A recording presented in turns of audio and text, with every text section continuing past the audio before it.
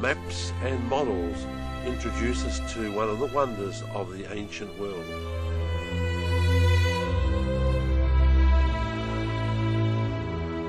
That is started to excavate it on the 19th century.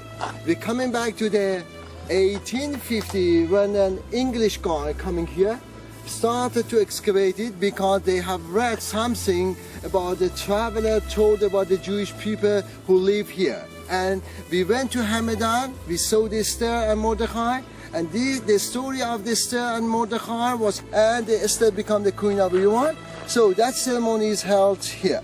So it shows that our guide explains that this is the castle where the Old Testament personality Esther became queen. But this is also where the Old Testament prophets Daniel and Nehemiah lived out some of their life. The site is an active archaeological excavation. It was first examined in 1836 by an Englishman, Henry Rawlinson. Then further archaeological work occurred in 1851 to establish the identity of the site. In 1885, French archaeologists arrived, and the French have continued to work on the site with interruptions for the two world wars. These low reconstructed walls mark out the sites of the King's Palace rooms. In fact, the many rooms in the palace indicate that the design was much more Babylonian and Syrian than Iranian. In some places we are able to examine the palace foundations.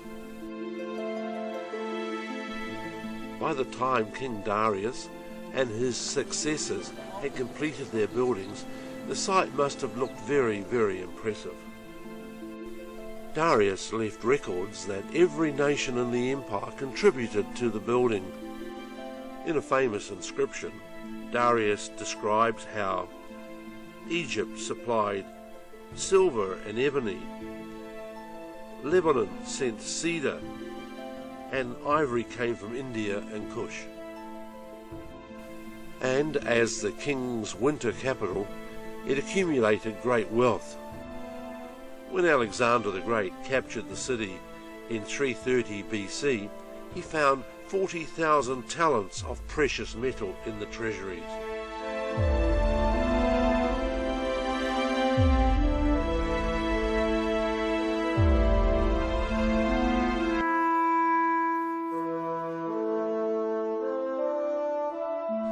Unfortunately, the artifacts discovered here, and there have been a lot, have mostly ended up in French museums.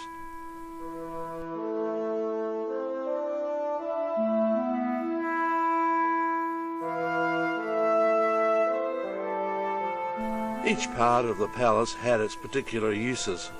This is believed to have been the area where the military rehearsed. Under the adjoining mounds of earth are the remains of the ancient royal city of Susa.